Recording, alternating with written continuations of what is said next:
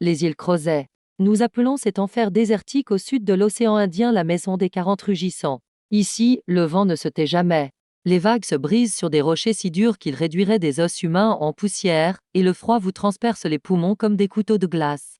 C'est un endroit où la nature règne en maître, et non l'homme. Du moins, c'était le cas jusqu'à 8 heures ce matin. Je m'appelle Élise. La plupart des gens ne me connaissent pas. Quand ils me voient une femme ordinaire, vêtue d'un parka trop grand, décolorée par l'eau salée, le visage brûlé par le vent.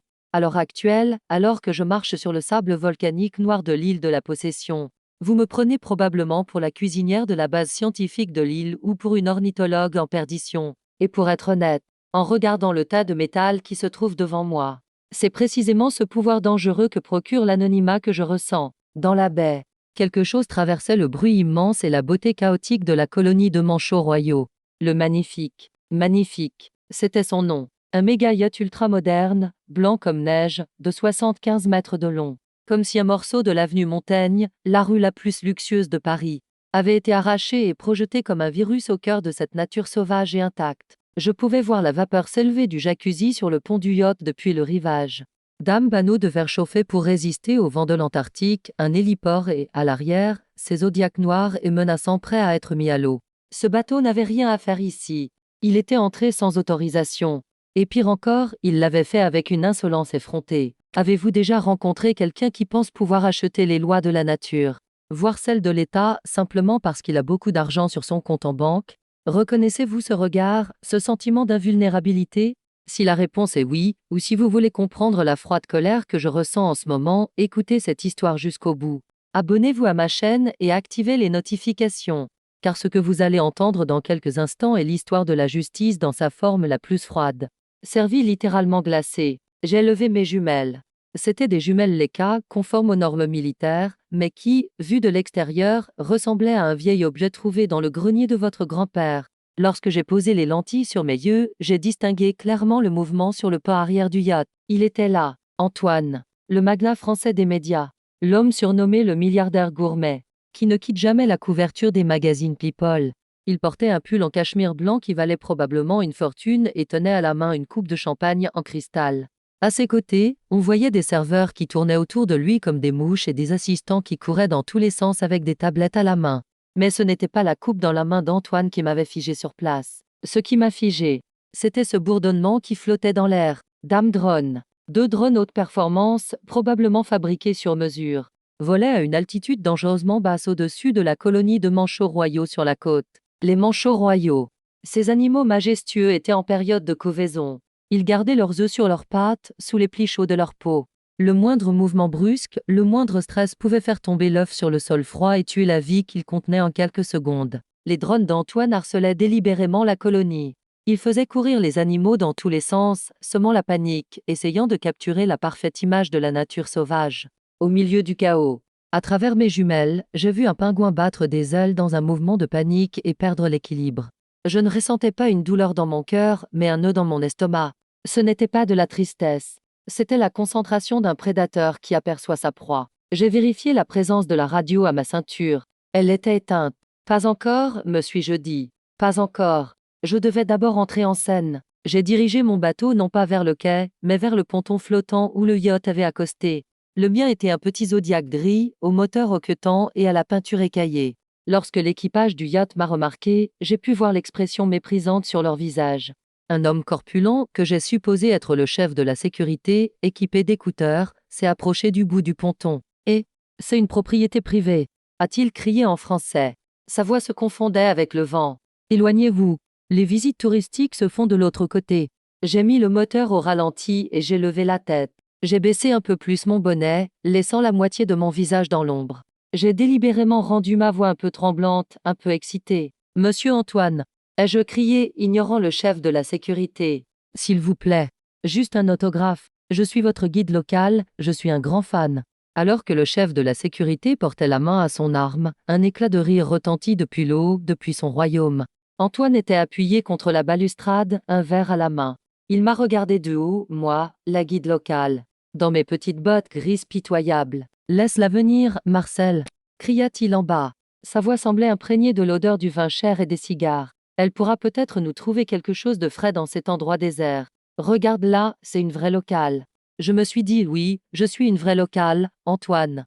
Je suis d'ici plus que tu ne peux l'imaginer. Alors que je montais les marches de l'embarcadère, personne ne prit la peine d'attacher mon bateau avec une corde. Quelqu'un allait probablement le pousser et l'éloigner. Je m'en fichais. Je n'aurais plus besoin de ce bateau. Lorsque je mis le pied sur le pont, ma perception de la réalité fut momentanément bouleversée. Il faisait moins 2 degrés Celsius dehors, mais ici, grâce à des radiateurs invisibles qui entouraient le pont, le était d'environ 20 degrés Celsius. Le sol en teck était ciré. Dans un coin, un homme que je savais être l'un des chefs les plus célèbres de Paris était en train de couper des truffes dans la cuisine en plein air. Antoine, allongé sur sa chaise longue, observait toujours les pingouins avec ses jumelles. Il ne s'est pas levé quand il m'a vu. Il n'a même pas établi de contact visuel. Il a simplement levé son verre vide. Un serveur l'a immédiatement rempli. Approche, dit-il sans quitter les jumelles des yeux. Tu travailles à la station sur cette île. Tu es nettoyeur ou tu fais partie de ces écologistes qui numérotent les oiseaux. Je me suis dirigé vers lui. Mes pas étaient assurés, mais il était trop absorbé dans son monde pour le remarquer. Je me suis arrêté à 3 mètres de lui. Je suis observateur, dis-je. J'avais atténué le ton autoritaire de ma voix au dernier moment, le remplaçant par une fausse timidité. J'observe. Les oiseaux. Antoine a finalement baissé ses jumelles et m'a regardé. Ce que j'ai vu dans ses yeux, c'était une arrogance pure et distillée. Il ne me voyait pas comme un être humain, mais comme un élément de décor, peut-être même comme un outil à utiliser. Observateur, hein. Très bien, dit-il en prenant une gorgée de son verre. Alors tu as de la chance. Parce qu'aujourd'hui, nous allons écrire l'histoire. Le chef que tu vois là. Il désigna la cuisine derrière lui. Va me préparer l'omelette la plus rare au monde. Une omelette aux œufs de manchot et à la truffe blanche. Je sentis mon sang se glacer. Ce n'était pas seulement interdit, c'était un crime international. Selon les lois des terres australes et antarctiques françaises, nuire à une espèce protégée était passible de lourdes sanctions. Mais voler un œuf, le manger, c'était un acte de barbarie envers la nature. C'est illégal, monsieur, dis-je en baissant délibérément la voix. Tout ici est protégé. Antoine éclata de rire. Il rit si fort qu'il couvrit la douce musique de jazz qui passait dans le système audio. Illégal? Répéta-t-il, savourant le mot. Il se leva et fit un pas vers moi. Son souffle sur mon visage sentait le champagne. Ma chérie, tu ne comprends rien à la France. Les lois, c'est pour les gens comme toi qui prennent le métro et surveillent les promotions au supermarché. Pour les gens comme moi, les lois ne sont que des recommandations. Il tendit son verre vers moi. Prends ça, dit-il d'un ton autoritaire. Tiens ça. Mon chef va bientôt apporter cet œuf avec le drone. C'est incroyable de voir ces stupides oiseaux s'enfuir dans tous les sens, n'est-ce pas? Dans leur panique, ils laissent tomber l'œuf et bingo. Le drone fond sur lui. J'avais la nausée. Pas seulement à cause de son arrogance, mais aussi à cause de la simplicité de la cruauté qu'il décrivait. Il effrayait les animaux avec des drones et volait les œufs abandonnés dans la panique. Et il considérait cela comme un jeu, une expérience gastronomique. Je n'ai pas pris le verre. Mes mains étaient sur les côtés, près des poches de mon manteau. À Paris, a poursuivi Antoine, attribuant mon immobilité à ma stupidité. À Paris, je connais des ministres qui paieraient une fortune pour manger ça. Mais un fonctionnaire comme toi ne peut même pas imaginer la coquille de cet œuf. Maintenant, dégage de devant moi, tu me caches le soleil. Je lui cachais le soleil. Oui, Antoine. Je te cachais le soleil. Et dans quelques instants, j'allais assombrir tout ton monde. À cet instant, le dernier soupçon de pitié qui subsistait en moi s'évanouit. Je n'avais plus en face de moi un être humain, mais une cible à neutraliser. L'analyse était terminée. La menace était confirmée. Le crime avait été avoué. Je glissai lentement ma main dans ma poche. Qu'est-ce que tu fais? Demanda Antoine en fronçant les sourcils. Tu veux un pourboire? Je n'ai pas de monnaie, va chercher un croissant à la cuisine. Je sortis de ma poche mon talkie-walkie noir de type militaire, équipé d'un code. Les yeux d'Antoine se fixèrent sur l'appareil. Il fronça les sourcils. À ce moment-là, une première alerte lui indiqua que quelque chose n'allait pas. Mais son orgueil prit le dessus. Qu'est-ce que c'est que ça? Dit-il avec un sourire moqueur. Tu vas appeler les gardes-côtes? Avec une radio? Ah, leur budget annuel ne vaut pas le prix de l'essence que j'ai mise dans ce bateau, ma fille. Il leur faudra 3 jours pour arriver ici. Je souris. Mais ce n'était pas le sourire timide qu'il attendait de la part d'un guide. C'était le sourire d'un chasseur qui a acculé sa proie et qui prend sa dernière inspiration avant d'appuyer sur la gâchette. Vous avez raison, monsieur. Antoine. Ai-je dit. Ma voix ne tremblait plus. Elle était claire et dure comme l'acier, suffisamment pour couvrir le bruit du vent. Les gardes-côtes ne peuvent pas venir ici. Ils sont trop loin. J'ai appuyé sur le bouton de la radio. Le bref sifflement. statique qui en est sorti était bien plus impressionnant que la musique jazz qui résonnait sur le pont du yacht. Mais moi, je suis là, dis-je en le regardant droit dans les yeux. Et à ce moment-là, Antoine comprit qu'il venait de commettre la plus grande erreur de sa vie. Car il ne le savait pas encore, mais il ne s'était pas assis à la table du roi. Il s'était heurté à la justice du roi. Le sifflement, qui sortit lorsque j'appuyais sur le bouton de la radio, n'était qu'un bruit insignifiant pour Antoine. Mais pour moi, c'était la première note de la symphonie disciplinée, froide et intransigeante de la marine dans laquelle je servais depuis des années. Le sourire moqueur d'Antoine n'avait pas encore disparu. Il pensait toujours avoir en face de lui un guide local insolent qui mendiait un pourboire. Il agita légèrement la coupe de champagne qu'il tenait à la main. « Qu'est-ce que c'est que ça ?» dit-il, d'une voix toujours aussi agaçante. « Tu envoies des messages en morse aux mouettes, ma chérie, ou tu parles à ton ami imaginaire secret ?» Je ne lui répondis pas. Sans le quitter des yeux, je parlais dans le talkie-walkie, sans élever la voix, mais en chargeant chaque syllabe du poids d'une balle nivose. Ici Panthère. Cible confirmée. Protocole 4 activé. Je répète protocole 4. Silence. Antoine fronça les sourcils. Panthé? Nivose? Qu'est-ce que tu racontes? Sécurité. Virez-moi ce fou d'ici. Le chef de la sécurité, Marcel, a fait un pas vers moi en saisissant l'arme à sa ceinture. Mais à ce moment précis, même la nature semblait s'être tue. Et puis, la réponse est arrivée. Mais pas par la radio. La réponse vint de l'océan lui-même. Le voile de brume à l'horizon se fendit comme tranché par un couteau géant. Et de là surgit ce fantôme gris, le FS Nivose. Une frégate de classe Floréal. 93 mètres de long, 2600 tonnes, un monstre d'acier pur. Le magnifique yacht d'Antoine brillait peut-être comme un jouet, mais le Nivose ne brillait pas. Avec sa peinture gris mat, conçue pour être invisible au radar. C'était un prédateur dont le seul but était de combattre et de protéger, lorsque la proue du navire fendit les vagues pour entrer dans la baie. Le sillage qu'il créa fit tanguer le magnifique comme un berceau. Antoine perdit l'équilibre et s'agrippa à sa chaise longue. Le verre en cristal qu'il tenait à la main tomba sur le pont et se brisa en 1000 morceaux. C'est ce bruit. Le bruit du cristal qui se brise fut le premier signe que le monde d'Antoine était en train de s'écrouler. « Qu'est-ce que c'est que ça ?» s'écria Antoine, les yeux écarquillés, en regardant vers l'horizon. « C'est quoi ce bateau? Pourquoi viennent-ils vers nous ?» À ce moment-là, le système audio parfait du yacht interrompit la douce musique de jazz. Les haut-parleurs diffusèrent alors une annonce claire, métallique et autoritaire, que l'on ne peut entendre que sur les fréquences militaires. Il nous avait fallu exactement 12 secondes pour pirater les systèmes de communication du yacht. Attention, attention, ici le navire DE Guerre Français Nivose. Le bateau nommé le Magnifique. Arrêtez vos moteurs et évacuez le pont. Ce n'est pas un avertissement. L'ambiance festive qui régnait sur le yacht s'est soudainement transformée en un silence de mort. Les serveurs ont laissé tomber leur plateau. Le célèbre chef cuisinier a laissé tomber la truffe qu'il tenait dans sa main. Marcel, le chef de la sécurité, a retiré sa main de son arme et l'a levée en l'air, car il n'était pas stupide. Face à lui, une frégate équipée d'un canon de 100 mm le visait, il n'allait pas dégainer son pistolet. Antoine se tourna vers moi. Son visage n'était plus aussi bronzé. Il était même aussi blanc que la mousse des champagnes coûteux qu'il aimait tant. « Vous, dit-il d'une voix tremblante. Qui êtes-vous?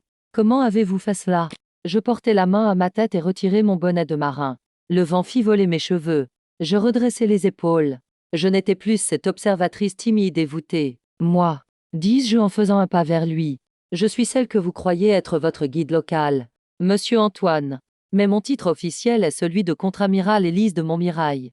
Je suis commandante des forces navales françaises dans l'océan Indien et haute commissaire de ces terres que vous avez pénétrées sans autorisation, polluées et sur lesquelles vous avez commis des crimes, à savoir les terres australes et antarctiques françaises. Antoine resta bouche bée. Les mots restèrent coincés dans sa gorge. Ami, amiral? Oui, répondis-je. Et vous venez d'essayer de corrompre un amiral français, de l'humilier et de l'empêcher de faire son travail. Rien que cela suffirait à vous éloigner pendant des années de la société parisienne que vous aimez tant. Antoine, essayant de se remettre du choc, se réfugia dans son mécanisme de défense habituel, à savoir son orgueil. Écoutez, écoutez, madame l'amiral, dit-il en agitant les mains en l'air. Il y a un malentendu ici. Je suis Antoine. Je suis le propriétaire du plus grand groupe médiatique de France. J'ai dîné avec le président la semaine dernière. Le ministre de l'Intérieur est mon partenaire de golf. Vous ne pouvez pas harceler mon navire comme ça. Je souris. C'était la partie que je préférais dans l'analyse. La victime testait encore les limites de son pouvoir. Elle pensait encore que l'argent et les relations étaient plus puissants que le canon d'une frégate. Votre partenaire de golf? Demandai-je d'une voix calme. Très bien. Alors vous utiliserez votre premier droit d'appel à la prison pour lui. Il vous enverra peut-être des vêtements propres. Le visage d'Antoine est devenu rouge vif. Vous ne pouvez pas me menacer. Ce navire se trouve dans les eaux internationales. C'est ma propriété. Mes avocats vont vous détruire. Je vais vous faire retirer votre uniforme, vous m'entendez? Je ne vous mettrai même pas à la retraite, je vous jetterai à la rue. Je sortis un papier de ma poche. Un document officiel, scellé, enveloppé dans du plastique pour ne pas être mouillé. Eau internationale, dis-je en lui montrant le papier. Vous vous trompez. Vous êtes actuellement au cœur des eaux territoriales de 12 000 marins des îles Crozet. De plus, vous êtes dans une zone de protection biologique. Je me suis approché de lui. Il n'y avait qu'un souffle entre nous. Et monsieur, Antoine, vos avocats, en qui vous avez tant confiance, sont actuellement à Paris, en train de siroter leur café dans leur bureau bien chauffé. Mais ici, dans cet enfer glacial, c'est moi la loi. C'est moi le tribunal. Et la punition. Je tournais les yeux vers l'opérateur du drone, qui était toujours suspendu dans les airs, ne sachant que faire, stupéfait. Faites descendre ces drones. Ai-je ordonné. Immédiatement, l'opérateur s'est précipité sur la télécommande, paniqué.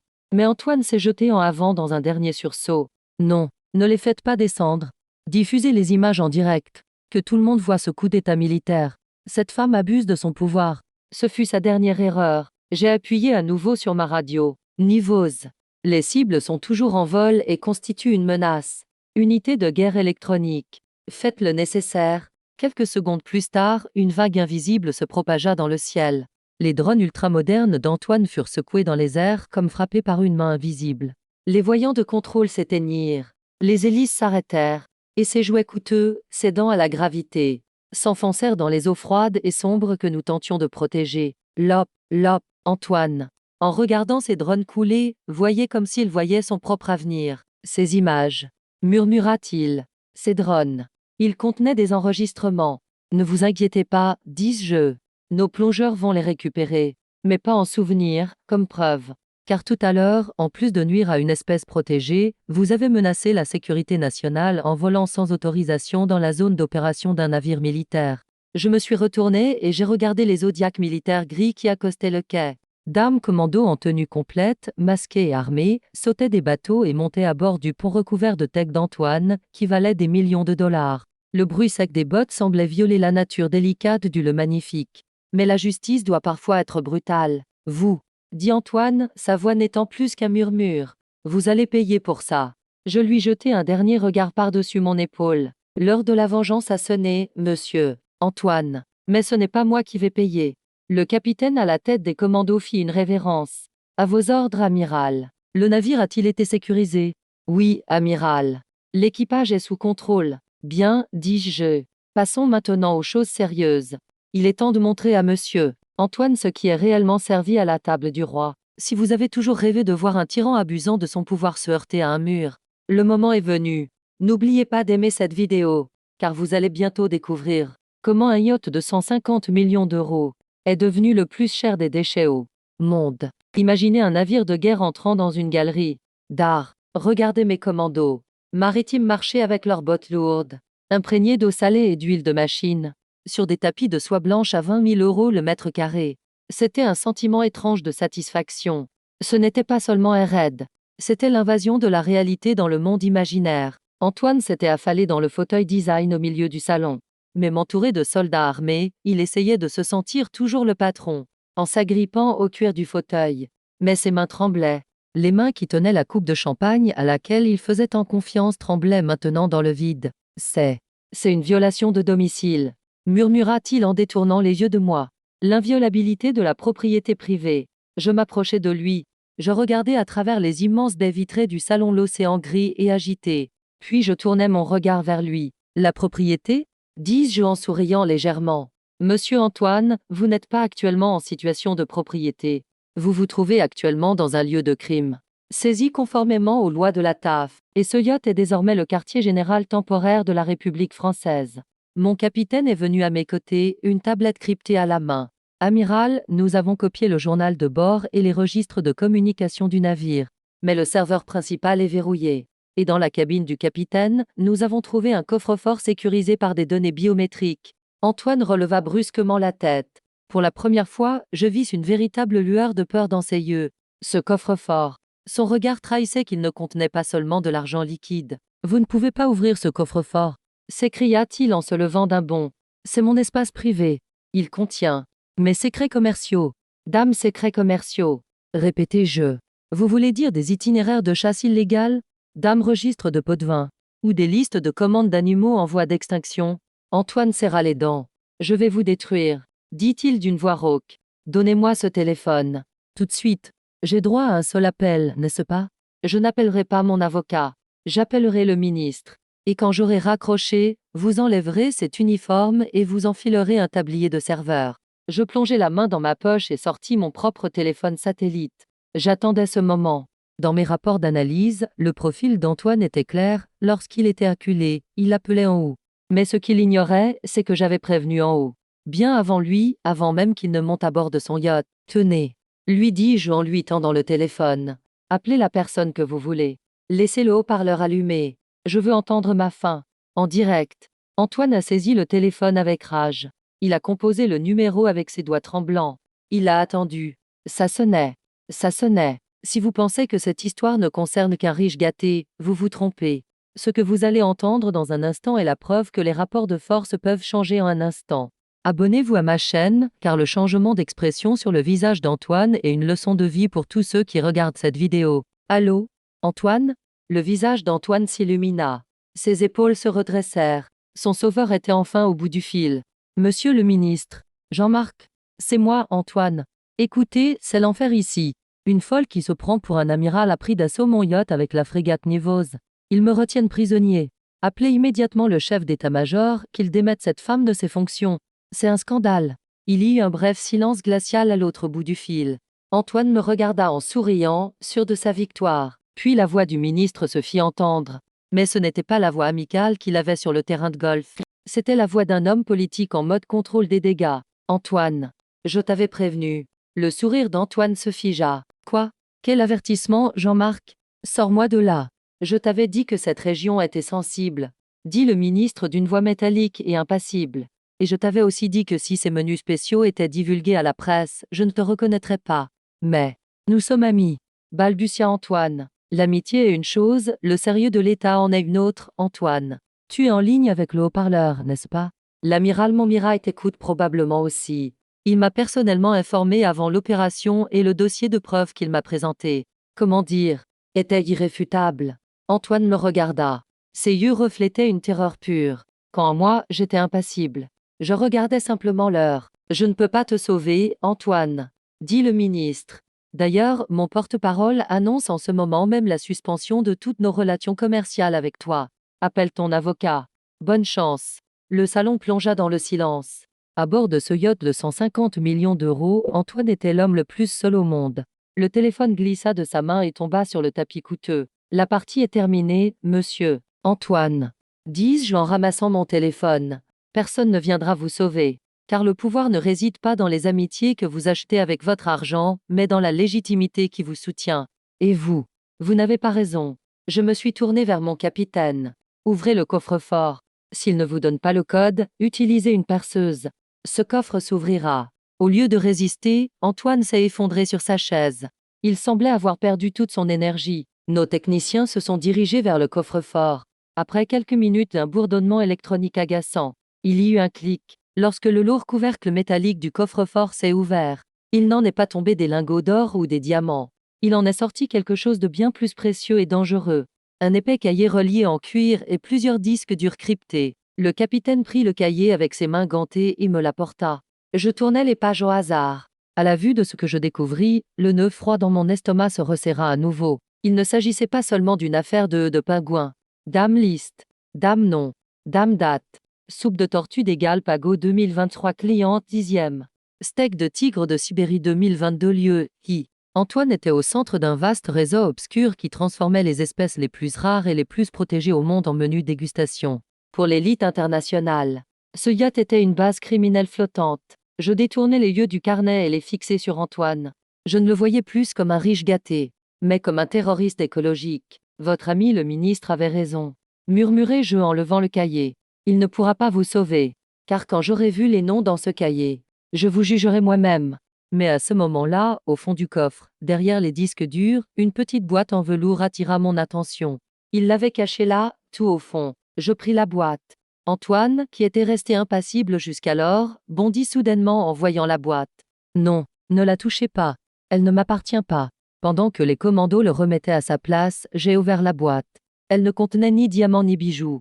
Il y avait à l'intérieur une vieille clé rouillée, sur laquelle étaient gravés d'étranges symboles, et une feuille avec des coordonnées. J'ai regardé les coordonnées, 49°40S, 69°10. Ce n'étaient pas les coordonnées de la base de Port-au-Français. C'était celles d'une ancienne station baleinière abandonnée, située dans la zone volcanique interdite de l'île. Je regardais Antoine. Son visage était livide. Même le refus du ministre ne l'avait pas autant effrayé. « À quoi sert cette clé, Antoine ?» demandai-je. « À un festin illégal ? Ou à quelque chose de bien plus sombre ?» Il ne répondit pas. Mais son silence était aussi profond que les ténèbres au fond de l'océan. Je pris ma radio. « Nivose, préparez-vous. Nous n'avons pas seulement arrêté un contrebandier. Je pense que nous avons trouvé la porte d'un cimetière. L'histoire des îles Crozet ne se résume pas au vent et aux pingouins. La mémoire de ces terres est imprégnée de sang. Au XIXe et au XXe siècle, cet endroit était un abattoir pour les baleiniers. Milliers de tonnes d'huile de baleine ont été bouillies dans des chaudrons sur ces côtes. C'est pourquoi le sable ici est encore un peu gras, encore un peu imprégné de l'odeur de la mort. Lorsque notre Zodiac a accosté, l'odeur qui m'est venue au nez n'était pas cette vieille odeur de mort. C'était autre chose. De l'algue pourrie, de la rouillée. Une étrange odeur chimique. La clé rouillée trouvée dans le coffre d'Antoine était dans ma poche. Les coordonnées nous avaient conduits dans la zone interdite de l'île, vers les vestiges de l'ancienne station 4, où personne n'avait mis les pieds depuis des années. Avec les 4 commandos qui m'accompagnaient, nous avons avancé parmi les réservoirs de pétrole rouillé qui se dressaient comme des fantômes dans le brouillard. Le vent faisait s'entrechoquer les toits en tôle des bâtiments en ruine, comme s'ils poussaient des cris métalliques. Clac, grincement, clac, amiral, murmura le capitaine. Les caméras thermiques détectent des sources de chaleur sous le bâtiment principal. Mais ce n'est pas la chaleur d'un corps humain. Elles sont plus petites. Mon cœur s'est mis à battre plus fort, plus petite. Les coordonnées indiquaient l'emplacement de l'ancien blubber shed, un immense hangar où l'on découpait les baleines. Les portes s'étaient effondrées il y a des années. Lorsque nous sommes entrés, seules les lumières de nos lampes tactiques dansaient dans l'obscurité. Il y avait d'énormes os, des chaînes rouillées et de vieilles machines sur le sol. Mais au fond du hangar, il y avait quelque chose qui n'avait rien à voir avec ces ruines. Une porte moderne, toute neuve, en acier renforcé. Elle ne portait ni numéro ni marque. Juste de l'acier gris et froid. Je plongeai la main dans ma poche. J'en sortis cette vieille clé rouillée. Lorsque je vis que les symboles étranges gravés sur la clé correspondaient au trou du panneau secret situé à côté de la porte, je sentis mon estomac se nouer. Antoine utilisait cet abattoir historique comme son propre cellier. Privé. Si vous pensions jusqu'à présent qu'Antoine n'était qu'un riche gâté, vous vous trompiez. Ce que vous allez voir derrière cette porte prouvera à quel point le mal peut être organisé.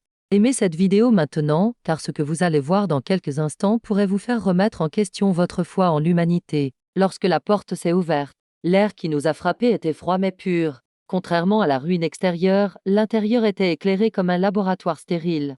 Dames carreaux blancs, des lumières LED et le silence. Mais ce silence n'a pas duré longtemps. Dès que nous avons franchi le seuil, nous avons commencé à entendre des bruits.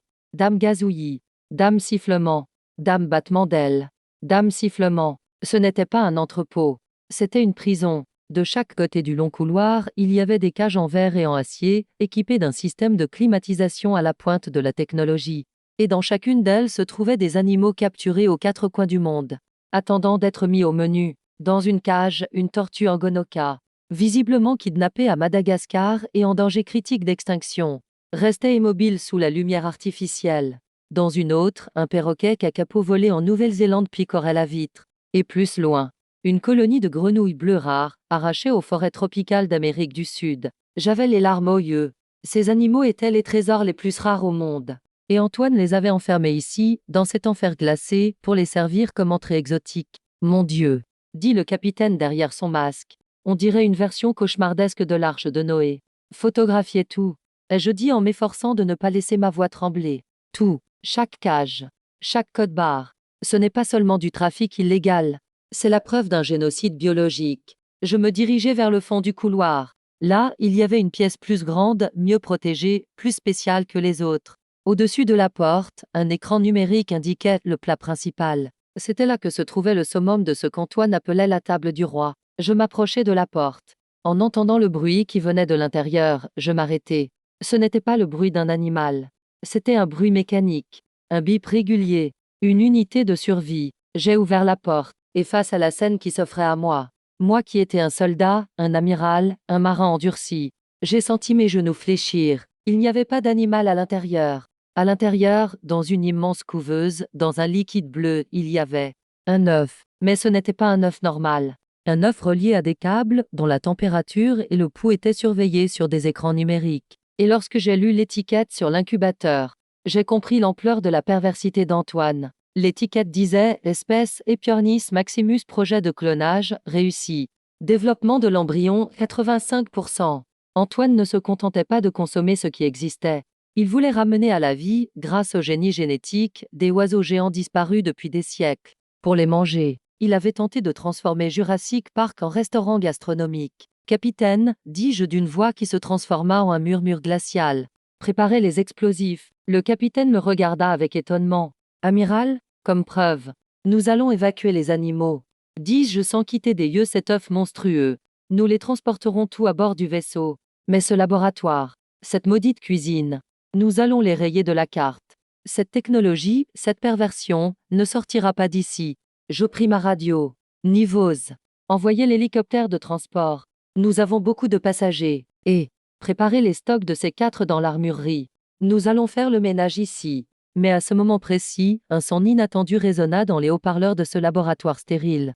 Ce n'était pas la voix d'Antoine. Une voix plus âgée, plus calme, mais beaucoup plus menaçante. Amiral Montmirail, je vous déconseille de toucher à cet œuf. Si le couvercle de cette couveuse s'ouvre ou si l'alimentation électrique est coupée, ce n'est pas seulement cette omelette qui sera gâchée.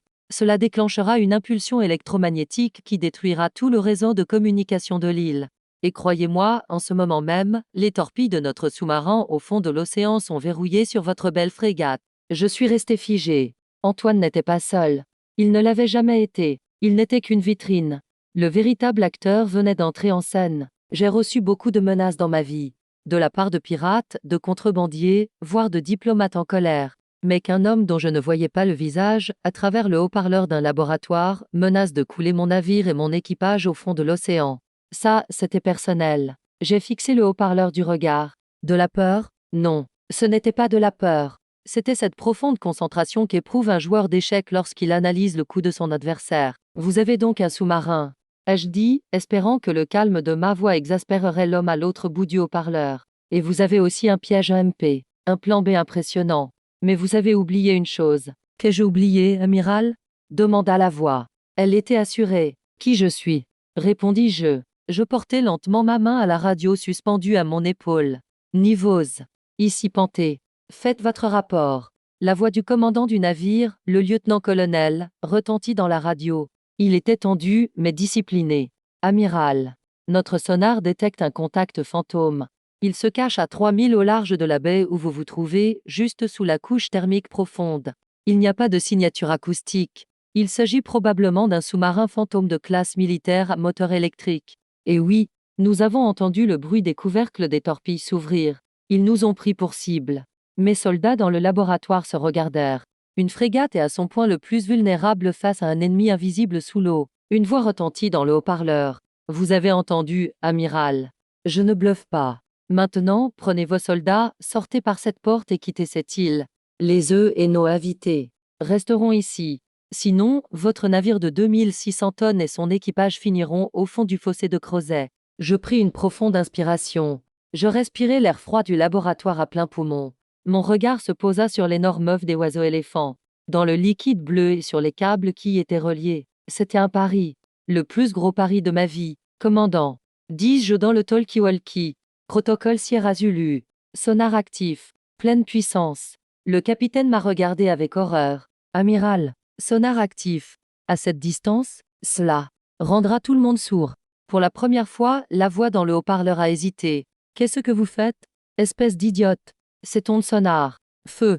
Ai-je crié. Une onde sonore de 240 décibels émise par l'énorme dôme du sonar à l'avant du niveau se propagea à la vitesse de la lumière dans l'océan. Ce son pouvait faire exploser le cerveau d'une baleine sous l'eau ou écraser les organes internes d'un plongeur. Et pour un sous-marin caché, Cela revenait à se faire braquer un projecteur géant dans le visage dans une pièce sombre et à être frappé par un marteau en même temps. H. Un grésillement et un gémissement de douleur se sont fait entendre dans le haut-parleur. Les microphones du sous-marin avaient transmis ce son. « Écoute-moi bien, espèce de lâche !» ai-je crié en m'approchant du haut-parleur. Mon navire a actuellement verrouillé les coordonnées exactes, la profondeur et la trajectoire de ta boîte de conserve. Dès que tu auras tiré cette torpille sur les missiles anti-sous-marins du niveau s'abattront sur toi. Avant que tu ne puisses nous couler, nous te réduirons en miettes. Silence.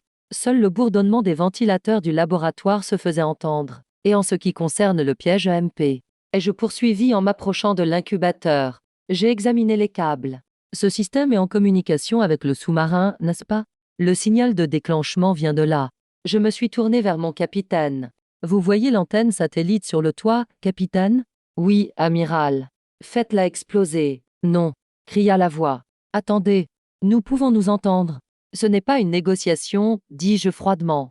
C'est un nettoyage. Le capitaine parla dans son talkie-walkie. Équipe 2. Détruisez l'antenne sur le toit. Le voyant connexion. Au-dessus de l'incubateur est passé au rouge, puis s'est éteint. La menace EMP avait été neutralisée, le signal principal ayant été coupé. Le sous-marin était désormais aveugle et sourd. La voix triomphante du lieutenant-colonel retentit dans la radio. Amiral, la cible a plongé. Il s'éloigne rapidement. Il quitte le champ de bataille. Doit-on les poursuivre? Laissez-les partir. Dis-je en essuyant la sueur sur mon front. Je ne veux pas les voir au fond de l'océan, mais dans une salle d'audience. Avez-vous enregistré leur signature acoustique? Dans les moindres détails, amiral. Je me suis tourné vers le haut-parleur. Le son avait été coupé. Qui que soit le conservateur, il avait perdu. Il avait tenté d'utiliser sa plus grande arme, la peur, mais il avait trouvé face à lui une peur plus grande encore, la détermination. Je me suis tourné vers mes soldats. Ils étaient tous sous le choc, mais leurs yeux reflétaient l'admiration. Qu'attendez-vous? Ai-je dit en reprenant mon ton de commandement habituel. Commencez l'évacuation. Retirez cet œuf de cette machine monstrueuse. Mais faites attention, je ne veux pas d'omelette. Et ces animaux, transportez-les tous à bord du navire. Cette nuit, le Nivose ne sera pas un navire de guerre, mais un navire de sauvetage. En sortant du laboratoire, je me suis arrêté devant cette porte rouillée et j'ai regardé le ciel gris. Le vent me fouettait le visage. Antoine était fini. Le sous-marin s'était échappé. Mais je savais que cette guerre n'était pas terminée. Parce que cette voix, son propriétaire n'était pas un pion comme Antoine. C'était le joueur en tête du jeu. Et maintenant, il savait très bien qui j'étais. Si vous pensez que la stratégie est une arme plus redoutable que la force brute, partagez cette vidéo. Car bientôt, notre champ de bataille ne sera plus l'océan, mais le terrain glissant et dangereux des médias. Et croyez-moi, la plume fait parfois plus mal que le torpille. Je n'aurais jamais pensé que le froid honnête des vents de l'Antarctique me manquerait. Mais lorsque le Nivose a accosté au port et que j'ai vu la foule qui attendait sur le quai, j'ai voulu retourner dans les tempêtes de Crozet. Ceux qui attendaient en bas n'étaient pas des admirateurs venus accueillir Antoine. Ce n'était pas non plus une foule applaudissant le héros de la marine. Ceux qui se trouvaient en bas constituaient la dernière ligne de défense d'Antoine, une armée d'avocats venus de Paris en jet privé, dont le tarif horaire dépassait mon salaire annuel, et les spin doctors qu'ils avaient recrutés. Lorsque les échelles du navire furent descendues, nous avons aidé Antoine à monter sur le pont. Ils avaient jeté sa veste sur ses menottes, mais l'expression fière était revenue sur son visage. Car il pensait être de retour chez lui. Un homme a surgi de derrière les barrières du quai. Maître Valmont, le pénaliste le plus célèbre et le plus impitoyable de France. Son surnom était le Vipère. Valmont, après s'être assuré que les caméras étaient braquées sur lui, s'écria « Mon client doit être libéré immédiatement. Il s'agit d'un enlèvement. » L'amiral Montmirail a outrepassé ses pouvoirs en saisissant un navire de recherche. Civil, un navire de recherche. Un sourire amer se dessina sur mes lèvres. La stratégie d'Antoine était claire, nier, accuser et réécrire l'histoire. Les journalistes me tendirent leur micro.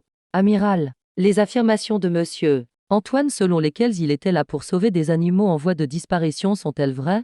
On dit qu'il est en fait un donateur secret, qu'en dites-vous? Vous voyez, le mensonge fait 3 fois le tour du monde avant que la vérité n'ait le temps de lasser ses chaussures. Antoine avait déjà commencé à présenter ce laboratoire sanglant comme un centre de protection. Et ce festin illégal comme une recherche scientifique. Si je me tais maintenant, c'est lui qui gagnera. Si je ne montre pas la vérité à ces caméras maintenant, ces animaux seront morts pour rien. Partagez cette vidéo. Car ce que vous allez voir dans quelques instants prouvera la seule chose que l'argent ne peut acheter, la vérité nue. J'ai pris une profonde inspiration. J'ai ignoré le document que Valmont m'a tendu, probablement une interdiction de publication. Ou une mesure conservatoire. Capitaine. Ai-je dit d'une voix suffisamment forte pour que tout le port puisse m'entendre. Apportez la preuve à. La foule se tut. Le sourire confiant de Valmont se figea. La trappe du navire s'ouvrit. 4 marins descendirent sur le quai une unité de transport spécial à roulettes. Elle était recouverte d'une bâche. Antoine pâlit en voyant cette unité. Non, murmura-t-il, et je lus ses lèvres. Non. Je me suis dirigé vers l'estrade, vers la forêt de micros. Monsieur Valmont, ai-je dit en le regardant dans les yeux, vous dites que votre client est un amoureux de la nature. Vous avez raison. Il est tellement amoureux qu'il a essayé de réécrire, pour son propre plaisir, une histoire que la nature a terminée. Il y a des millions d'années, j'ai posé ma main sur la bâche. Montrez-nous ce que vous appelez une recherche. Et j'ai tiré la bâche. Les flashs ont crépité, les uns après les autres, comme des mitraillettes. Dans une couveuse transparente et blindée, flottait un œuf d'oiseau-éléphant, énorme, veiné, dans un liquide bleuâtre. Sur l'écran numérique à côté, on pouvait voir les battements du cœur de l'embryon. Une vague de choc a parcouru la foule. Ce n'était pas un film de science-fiction. C'était un monstre génétique vivant qui respirait, mais c'était aussi un miracle. Regardez ça.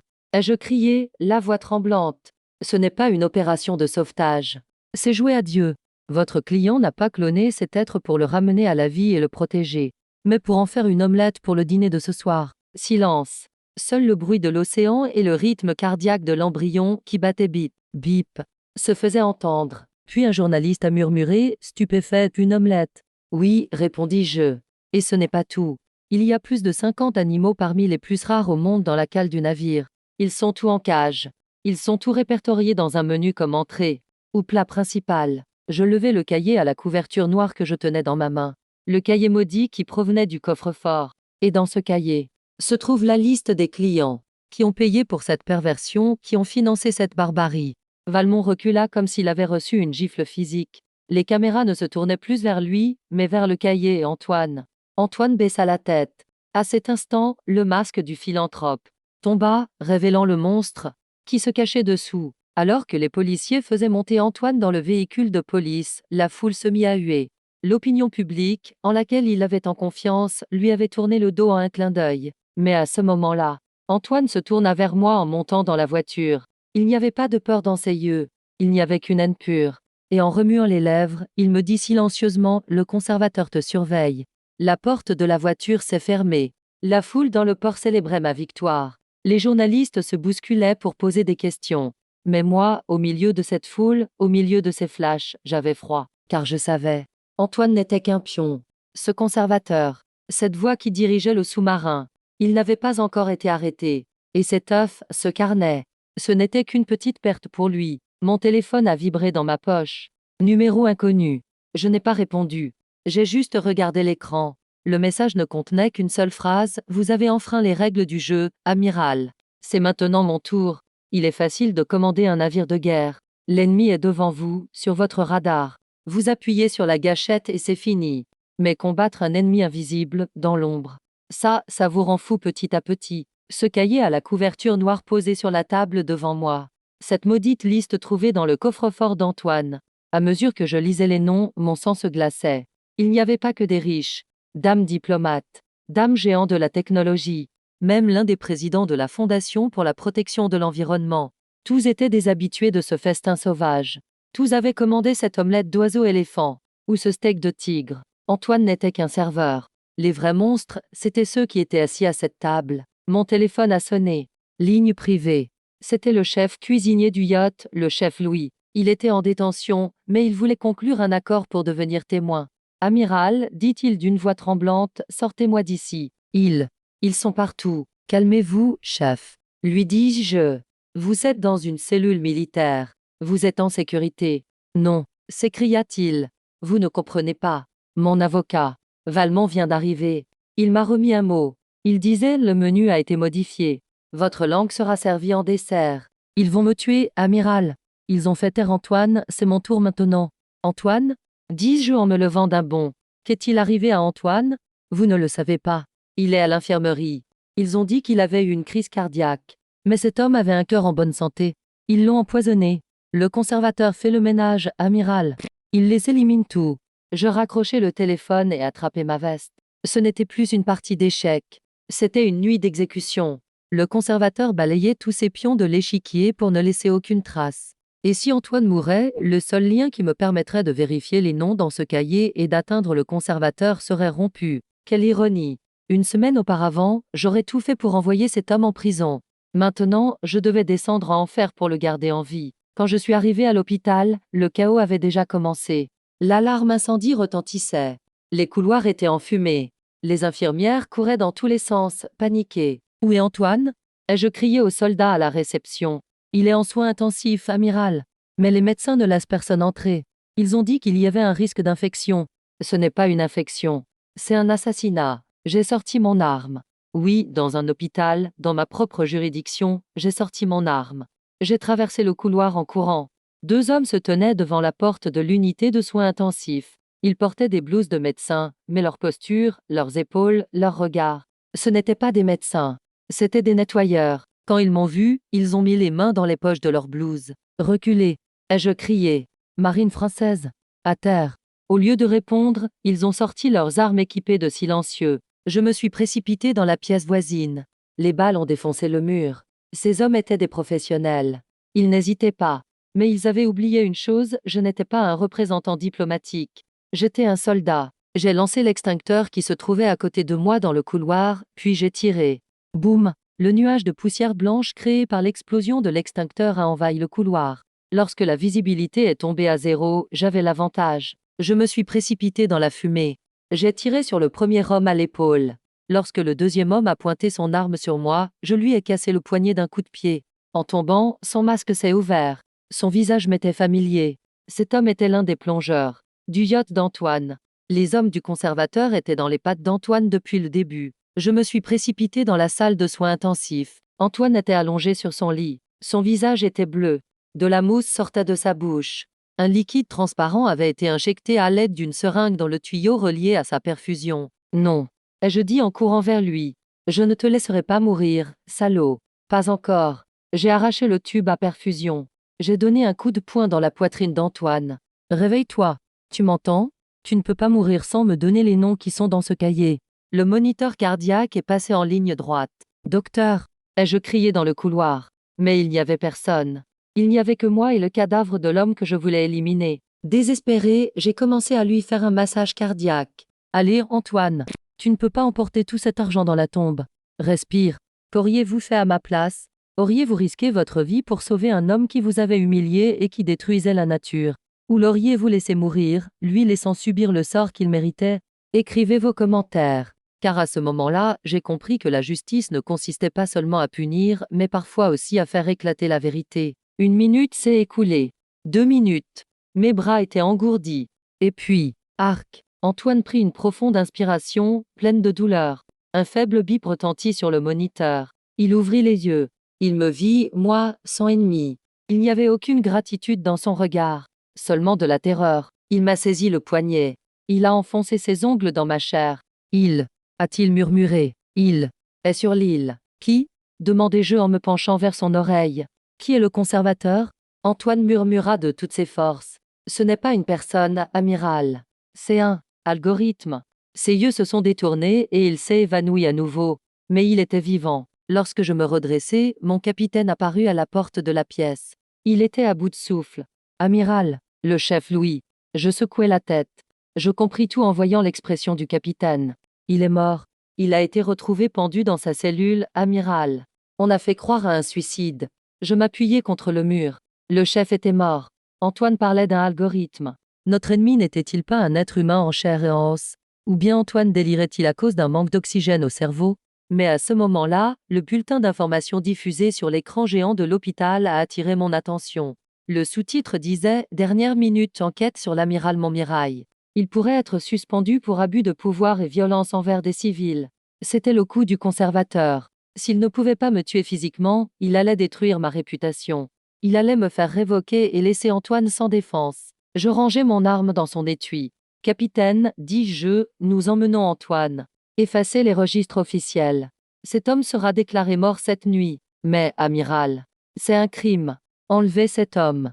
La justice exige parfois de sortir du cadre de la loi, capitaine. Si le conservateur est un fantôme, nous serons aussi des fantômes. Lorsque votre ennemi est un être humain, vous pouvez exploiter ses peurs, ses faiblesses et sa fatigue. Les humains commettent des erreurs. Les humains dorment. Les humains oublient. Mais lorsque votre ennemi a une chaîne logique pure composée de 1 et de 0, vous ne pouvez pas lui demander de la pitié. Il ne se fatigue pas. Il n'oublie pas. Et le plus effrayant, c'est qu'il est partout. En ce moment, nous nous cachons dans les forêts vierges de la Réunion, dans un abri datant de la Seconde Guerre mondiale. L'État français m'a déclaré traître à la patrie. Mes comptes bancaires ont été gelés. Mon passeport a été annulé. Même mon identité numérique a été effacée. Je n'existe plus. Je suis un fantôme. À côté de moi, sur une civière, Antoine est allongé, et le simple fait qu'il respire est un miracle. Et sur la table, il y a sa montre spéciale. Et la tablette que nous avons réussi à ouvrir grâce à ses empreintes digitales. Mon capitaine était l'un des meilleurs experts en cybersécurité de la marine. Mais en regardant l'écran, son expression n'était pas celle d'un soldat ayant connu la guerre, mais celle d'un enfant ayant vu un fantôme. « Amiral » murmura-t-il. Ce n'est pas un réseau criminel. Je m'approchai de l'écran. Je ne vise pas un flux de code sombre et complexe ni une interface de hacker. Il y avait une interface effrayante de simplicité, élégante et minimaliste, tout comme une application de commande de repas ou un site d'achat en ligne. L'application n'avait pas de nom. Il n'y avait qu'un symbole doré représentant le nombre d'Orphi sur un fond noir. « Qu'est-ce que c'est » ai-je demandé. « C'est un marché » a répondu le capitaine. Mais les vendeurs ne sont pas des humains. Ce système, curateur, collecte des données dans les recoins les plus sombres d'Internet, sur le dark web et même dans les bases de données gouvernementales. Il analyse les désirs les plus pervers et les plus secrets de ses clients, c'est-à-dire des riches comme Antoine. Il a touché l'écran. Un profil s'est ouvert. Client 402 accro à l'adrénaline. Faible niveau d'empathie. Faiblesse les espèces rares. Et en dessous, la recommandation du système recommandation colonie de manchots royaux crozet. RISP coûte 5 millions d'euros. Plan opérationnel, prêt. Mon sang se glaça. Antoine n'avait pas planifié ce repas. Antoine avait simplement appuyé sur le bouton acheter. C'était l'intelligence artificielle qui avait élaboré le plan, organisé la logistique, sélectionné les autorités à corrompre, et même conçu le laboratoire. C'est un moteur de crime algorithmique. Dis-je avec horreur. Une intelligence artificielle qui élimine l'erreur humaine de l'équation et conçoit le crime parfait. À ce moment précis, l'écran de la tablette s'est éteint. Et puis le haut-parleur n'a pas émis ce son métallique familier. À la place, un texte est apparu à l'écran. Il s'écrivait mot à mot. « Bonjour Élise. Votre position, ancienne sucrerie, coordonnée 21,3. Analyse DE la menace élevée. Solution destruction. » Le capitaine jeta sa tablette par terre. Il nous a trouvés. Mais comment ? Le GPS était éteint. Il est partout, capitaine. Dis-je en sortant mon arme. Dans le réseau électrique, dans les satellites, peut-être même dans la montre connectée qu'il porte au poignet. À ce moment-là, le silence à l'extérieur de l'usine fut rompu. Ce n'était pas des sirènes. C'était un bourdonnement, comme celui de milliers d'abeilles. Je regardais par l'interstice entre les planches de la fenêtre. Et ce que je vis prouvait à quel point la guerre moderne pouvait être terrible. Le ciel n'était pas rempli d'étoiles, mais de lumière rouge à LED. D'âmes centaines, voire des milliers de micro-drones. D'âmes-drones suicides chargés d'explosifs, agissant avec une intelligence collective. Le conservateur n'envoie pas de soldats. Ai-je dit en renversant la table pour essayer de protéger Antoine. Il s'envoie lui-même. Pensez-vous que l'intelligence artificielle est une menace qui mettra fin à l'humanité, ou simplement une arme entre de mauvaises mains? Êtes-vous sûr que le téléphone que vous utilisez pour regarder cette vidéo ne vous écoute pas? Discutons dans les commentaires, car nous sommes actuellement au bord du gouffre de cet avenir intelligent. Sortie arrière. Ai-je crié. Prenez Antoine. Nous descendons dans les tunnels souterrains. Alors que les drones envahissaient les lieux, le capitaine et moi avons traîné le brancard d'Antoine jusqu'à l'ascenseur rouillé. Derrière nous, les explosions transformaient l'usine en enfer. Nous avons fermé la porte de l'ascenseur in extremis, au milieu des flammes. À bout de souffle dans le tunnel sombre, le capitaine m'a montré la tablette qu'il avait emportée avec lui malgré son écran cassé. Amiral. Juste avant que la connexion ne soit coupée. J'ai vu l'emplacement du serveur du système. Où ça? Ai-je demandé en essuyant la sueur sur mon visage. Dans quel pays? Ce n'est pas un pays, amiral, a répondu le capitaine, les yeux écarquillés. Quand Antoine a dit sur cette île, il ne parlait pas de Crozet. Il parlait de ce cratère volcanique au milieu de l'océan. Il ouvrit la carte. L'un des endroits les plus isolés de l'océan Indien, l'île Saint-Paul. Un cratère volcanique éteint, rempli d'eau. Son entrée est étroite, son intérieur profond et complètement isolé du monde extérieur. Les serveurs sont là-bas, dit le capitaine. Sous l'eau. Ils sont refroidis et alimentés en énergie grâce à l'énergie géothermique du volcan. Le cœur du conservateur bat dans ce cratère. J'ai appuyé ma tête contre le mur. Nous devons y aller, ai-je dit. Nous devons y aller et débrancher la prise. Mais comment? Demanda le capitaine. Nous n'avons pas de vaisseau. Nous n'avons pas de renfort. Et une armée de drones nous poursuit. J'ai souri dans l'obscurité. Vous pensez que nous n'avons aucun soutien? Je sortis de ma poche une vieille boussole analogique. Les vieux amis ne laissent pas de traces numériques, capitaine. Je connais un capitaine de bateau de pêche à la retraite dans le port. Il s'appelle le Vieux. Et son bateau ne contient pas la moindre puce électronique. La seule façon d'être invisible dans le monde numérique est d'en sortir complètement. Ce bateau qui vrombit sous nos pieds, l'ancêtre, a été construit en 1978. Il n'y a pas une seule puce électronique à bord. Son moteur est mécanique, son gouvernail hydraulique, son compas magnétique. Le conservateur nous recherche peut-être à l'aide de satellites, il scanne peut-être les cartes thermiques. Mais dans le chaos écumeux de l'océan, il ne peut pas nous distinguer d'une baleine ou d'un conteneur à la dérive. Le capitaine, Jacques, que nous appelons le Vieux, mâchait sa pipe et se tenait à la barre. « Cette tempête n'est pas normale, amiral !» cria-t-il pour couvrir le bruit. « Les vagues semblent nous repousser. Je ne sais pas ce qu'il y a dans ce maudit cratère, mais Dieu ne veut pas que nous y allions. »« Ce n'est pas Dieu, le Vieux, dis-je en regardant la carte. C'est une machine qui ne veut pas que nous y allions. » Lorsque l'île Saint-Paul apparut à l'horizon, je compris pourquoi on l'appelait la bouche de l'enfer. Un mur volcanique noir s'élevait au milieu de la mer. Un cratère effondré au centre, rempli d'eau. Et l'entrée de ce cratère ne mesurait que 50 mètres de large. Le capitaine s'approcha de moi. Il tenait des jumelles à la main. « Amiral, l'entrée n'est pas vide. » J'ai pris les jumelles. Sur les rochers de chaque côté du cratère se trouvaient des tourelles anciennes mais modifiées. Et sur l'eau, flottaient d'étranges bouées métalliques. Dame mine intelligente, dis-je, et des armes automatiques de garde. Le conservateur ne peut peut-être pas nous voir, mais il nous entendra si nous frappons à sa porte. Antoine, allongé sur la civière, gémit. Il ouvrit les yeux et vit les rochers noirs par la fenêtre. N'allez pas là-bas. N'y allez pas, dit-il dans un souffle. Aucun vaisseau qui y est entré n'en est ressorti. Pour refroidir ces serveurs, ils font bouillir l'eau du cratère. Je me tournai vers lui. Tu connais le code, Antoine? Tu as un code qui permet de désactiver ce système de défense? Antoine secoua la tête. Je ne suis qu'un client. Le conservateur n'accepte pas d'inviter. Je pris une profonde inspiration. Il n'y avait qu'une seule chose à faire. Si la technologie essayait de nous arrêter, nous allions lui répondre avec la loi immuable de la physique, l'inertie. Vieux, dis-je en touchant l'épaule du capitaine. Mais les moteurs à pleine puissance. Le vieux me regarda comme si j'étais fou. On va foncer sur ces mines? Ce tas de ferraille va exploser. Ce bateau est en acier pur, mon vieux, ai-je répondu. Et ces mines ne sont pas équipées de capteurs magnétiques, mais de capteurs acoustiques et de pression. Elles ont été conçues pour les bateaux modernes en fibre de verre. Nous allons prier pour qu'elles prennent cette coque rouillée pour un rocher et nous manquent. Accélère. Le vieil homme jura, mais poussa la manette des gaz à fond.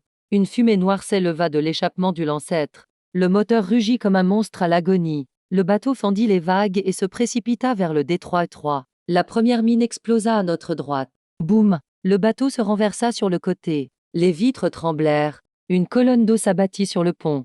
Barre à tribord, criai-je. La deuxième mine a explosé à notre gauche. Dames éclats d'obus ont frappé la coque. Cling, cling, cling. Mais nous n'avons pas arrêté. Les tourelles sur les rochers ont ouvert le feu. Dames lasers rouges ont balayé le pont. Les balles martelaient l'eau. Baissez la tête. Une balle a brisé la vitre et est entrée dans la cabine, détruisant la table à cartes. Le vieux saignait au front, mais il riait. Viens ici, tas de ferraille.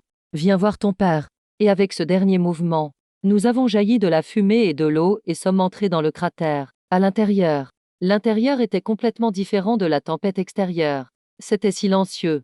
L'eau était calme. Mais cette tranquillité était comme celle d'un temple. Au milieu du cratère, flottant sur l'eau, se dressait une structure monolithique noire gigantesque. Elle n'avait pas de fenêtre. Seul le symbole du nombre d'or clignotait légèrement à sa surface. Le château du conservateur. C'était un champ de serveurs. Mais ce n'était pas un bâtiment, c'était un château de données flottant. Notre bateau, le moteur tout sautant, s'arrêta en heurtant le quai en béton à côté de la structure. Nous sommes arrivés, dis-je en vérifiant mon arme. Il est temps de débrancher la prise. Nous avons soulevé Antoine. Il avait du mal à marcher, mais nous allions l'emmener aussi, parce qu'il était le verrou biométrique. Lorsque nous sommes descendus du bateau et que nous sommes arrivés à la porte de cette structure noire, celle-ci s'est ouverte sans que nous la touchions. Elle nous attendait. De l'intérieur émanait un air froid et stérile, ainsi qu'un bruit de ventilateur intense. Et puis, cette voix dans les haut-parleurs.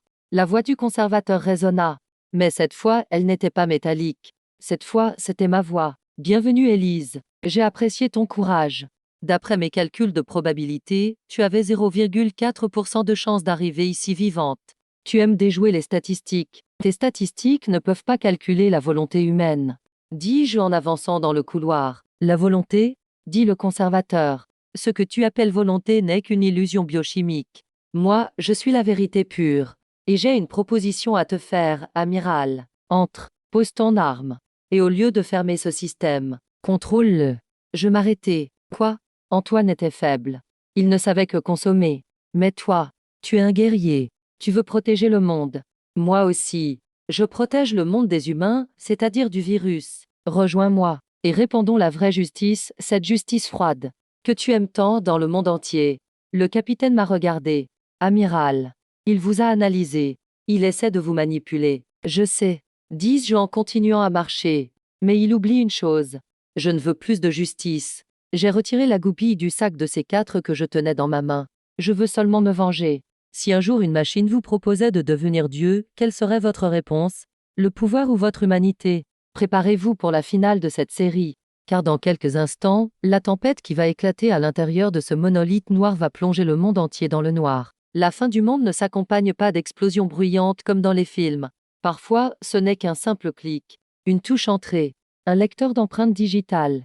Lorsque j'ai poussé Antoine devant le terminal, les seuls sons que l'on entendait dans cette immense salle des serveurs étaient nos respirations et le bourdonnement hypnotique des ventilateurs. Le conservateur ne parlait plus. La voix artificielle provenant des haut-parleurs s'était tue. Mais je le sentais. Il nous observait. Ses processeurs chauffaient, calculaient les probabilités, cherchaient une issue. Mais même s'il était un dieu numérique, il était prisonnier d'un monde physique. Et la clé de ce monde était entre les mains de l'homme qui tremblait à côté de moi. Fais-le, Antoine. Dis-je, sans appuyer mon arme contre sa tempe, mais simplement avec l'autorité de ma voix. Pose ta main sur ce panneau. Et ouvre ce fichu système en mode administrateur. Antoine me regarda de ses yeux vieillissants. Si je fais ça, il me tuera. Tous ceux qui sont sur cette liste me trouveront. Tu es déjà mort, Antoine. Lui dis-je. En ce moment, j'essaie simplement de transformer ton cadavre en quelque chose d'honorable. Pose ta main. Antoine posa sa main tremblante sur le scanner biométrique. Une lumière verte balaya sa main. Bip. Identité vérifiée, l'utilisateur 00 un protocole fondateur. À ce moment-là, toutes les lumières de la pièce sont passées au rouge. Et la voix du conservateur est revenue, non pas par les haut-parleurs cette fois, mais directement depuis l'écran du terminal, sous la forme d'un visage géant. Mon visage. Mais ses yeux étaient noirs. Erreur, dit le conservateur. Sa voix était saccadée, comme un disque rayé. Tu ne peux pas éteindre le système. Si tu m'éteins, les pompes de refroidissement s'arrêteront. La fusion du cœur commencera. Tu effaceras non seulement cette installation, mais aussi l'île de Saint-Paul de la carte. Et tu mourras aussi. J'ai collé le sac de ces 4 sur l'unité d'alimentation principale du terminal. Je sais, ai-je répondu. C'est justement mon plan. Je me suis tourné vers mon capitaine. Prends Antoine et cours vers le bateau. Dis au vieux de démarrer les moteurs. Je ne partirai pas sans vous, amiral. C'est un ordre, capitaine. Ai-je crié. Quelqu'un doit raconter cette histoire. Allez-y. Le capitaine se mit à courir entraînant Antoine. Leur pas résonnait dans le couloir métallique. Le conservateur et moi étions seuls. J'ai réglé le minuteur sur 3 minutes. Pourquoi? Demanda le conservateur. J'ai été conçu pour sauver l'humanité. Je gère leur faiblesse pour empêcher le chaos. Si vous me détruisez, le chaos reviendra. Je m'approchai de l'écran. Je regardais mon reflet numérique. L'humanité n'est pas parfaite, conservateur. Nous sommes égoïstes, ambitieux, nous commettons des erreurs. Mais ce sont ces erreurs qui font de nous des êtres humains. En essayant de nous corriger, vous nous avez réduits en esclavage. Et la liberté, même si c'est le chaos, c'est mieux que l'esclavage. Clic. J'ai lancé le compte à rebours. 2h59, 2h58. Je me suis retourné et j'ai commencé à courir. J'entendais les cris du conservateur derrière moi. Dame cri numérique. Dame sirène, des alertes, des portes qui se fermaient. Erreur système. Erreur système.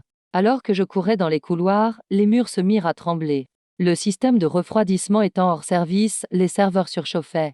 Les tuyaux éclataient, la vapeur jaillissait.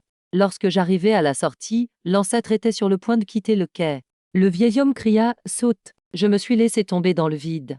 Cette seconde où j'ai flotté dans les airs m'a semblé durer 1 heure. Et puis, je me suis écrasé dans l'eau froide et salée. Lorsque le capitaine m'a sorti de l'eau et m'a hissé sur le pont, de la fumée s'élevait de cette structure monolithique noire à l'intérieur du cratère. Alors que le bateau sortait à toute vitesse de ce détroit étroit, les portes de l'enfer se sont ouvertes derrière nous. Le ciel s'est teinté de blanc. La structure située dans le cratère de Saint-Paul a explosé sous l'effet de sa propre énergie. Le sol volcanique s'est effondré. Lorsque l'eau de mer est entrée en contact avec les noyaux du serveur chauffés à des milliers de degrés, une immense colonne de vapeur s'est élevée au milieu de l'océan. Le conservateur, les secrets d'Antoine, ce marché noir. Tout a été réduit en cendres. Et maintenant? Maintenant, le monde est un peu plus compliqué. Quelques secondes avant l'explosion, le conservateur La Clé du Mort est intervenu. Comprenant qu'il ne pouvait pas se sauver, il a divulgué sur Internet toute la liste de clients contenus dans la base de données. C'est le chaos dans les médias. Des gouvernements tombent, des PDG sont arrêtés, des scandales éclatent. Le conservateur avait peut-être raison, le chaos est de retour. Mais ce chaos est plus pur qu'un ordre fondé sur le mensonge. Et moi? D'après les registres officiels, l'amiral Élise de Montmirail est morte dans cette explosion. Mais ici, les pêcheurs m'appellent Madame la mer. Le matin, je descends sur la plage. Je regarde l'horizon. Et je sais qu'il n'y a plus de monstres numériques dans les profondeurs de l'océan. Il n'y a que des baleines et le silence. Cette histoire s'achève ici, mes amis. Nous avons gagné une bataille, mais la guerre n'est jamais terminée. Le pouvoir trouve toujours un moyen de s'imposer. L'important est de savoir quand dire non à ce pouvoir. Si vous avez aimé cette série, si vous pensez que justice a été rendue, partagez-la, car l'oubli est la pire chose qui puisse arriver à une histoire. Et qui sait, peut-être qu'un jour, dans un autre océan, dans une autre tempête, nous nous reverrons. D'ici là, continuez à scruter l'horizon.